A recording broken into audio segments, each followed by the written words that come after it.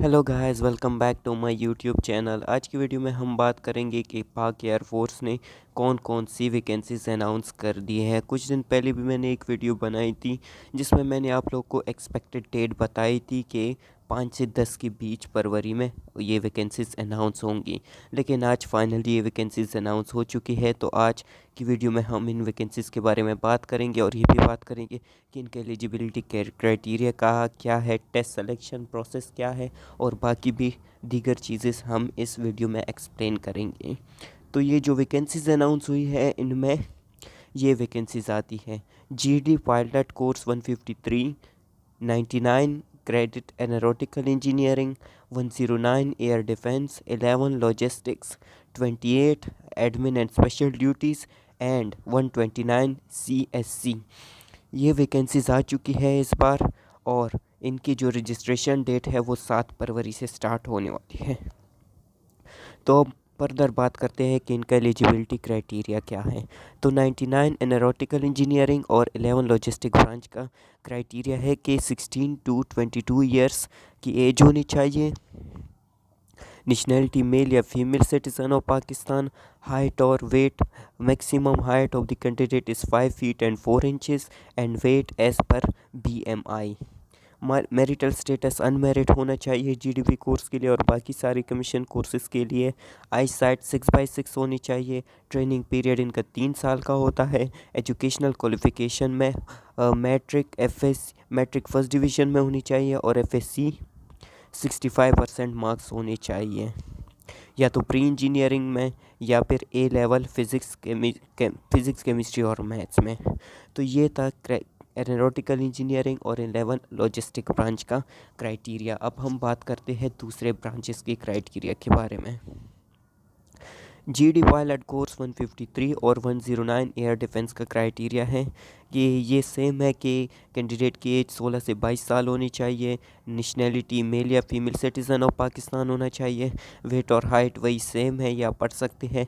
Marital status unmarried होना चाहिए। Eye sight 6/6, training period 3 years. Educational qualification, candidate must have passed with 60% marks. FSC pre engineering, FSC pre medical, A level subject with physics and maths biology, FSC computer science और FSC physics maths statics computer science और biology में होनी चाहिए। इनमें से जो भी subjects आप लोगों के हैं तो आप लोग अप्लाई कर सकते हैं, बाकी आप फर्दर रीड कर सकते हैं। इसमें कुछ भी मुश्किल बात नहीं है। इस वीडियो में हम आपको बहुत ही ज़्यादा इन्फॉर्मेटिव चीज़ें बताने वाले हैं, तो वीडियो कहीं पर भी स्किप मत कीजिएगा और एंड तक देखिएगा क्योंकि ये वीडियो बहुत ही ज़्यादा इन्फॉर्मेटिव होने वाली है। तो गाइस, इसी चैनल पर हम आपको इसकी तैयारी भी कराएंगे फर्दर, तो आप हमारे साथ जुड़े रहिएगा। तो अब चलते हैं हम नेक्स्ट ब्रांच की तरफ। 129 CSC, इसमें कैडेट की एज 18 से 30 साल के लिए होनी चाहिए। नेशनलिटी मेल या फीमेल सिटीज़न ऑफ पाकिस्तान।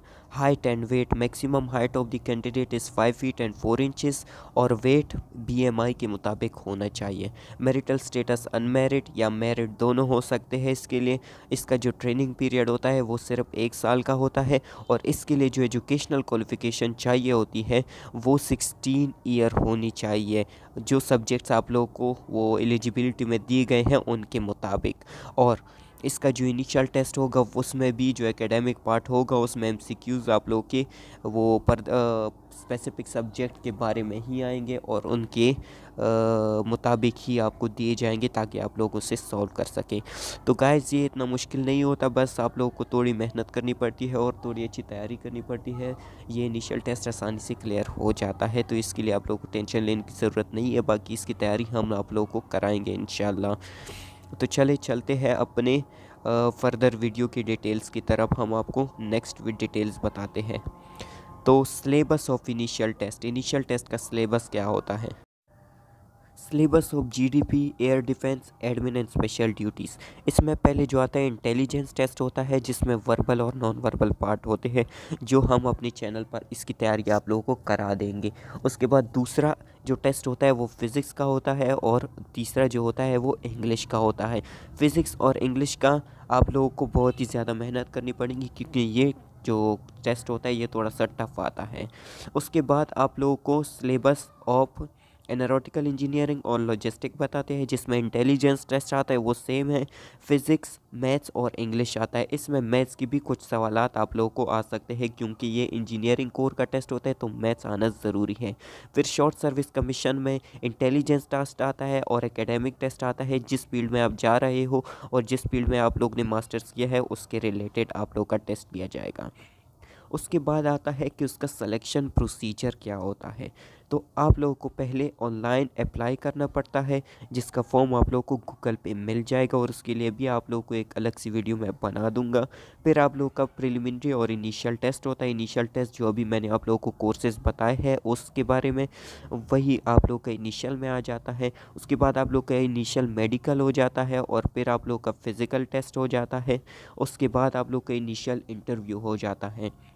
जो लोग इंटरव्यू क्लियर कर लेते हैं उनको फिर एक आईएसएसबी फॉर्म मिलता है।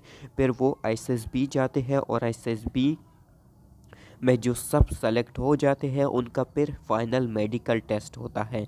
फाइनल मेडिकल टेस्ट के बाद उनकी एक मेरिट लिस्ट लगती है, जिसमें शॉर्ट लिस्टेड कैंडिडेट्स के नाम होते हैं और उसके बाद आप लोग की ट्रेनिंग स्टार्ट हो जाती है, जो कि 3 साल तक होती है रिसालपुर एकेडमी में। तो ये था आप लोग का सिलेक्शन प्रोसीजर। अब हम बात करेंगे कि कौन कौन से कैंडिडेट्स इन एलिजिबल है। Uh candidates will not be eligible for PF GDV course under the following circumstances. जो 2 बार आईएसएसबी से रिजेक्ट हो चुका हो, 2 बार स्क्रीन आउट हो चुका हो आईएसएसबी से, अगर वो किसी भी गवर्नमेंट सर्विस से डिसमिस हो चुका हो या रिमूव हो चुका हो, a candidate who tested within 120 days 4 month gap from the previous service appearance in ISSB।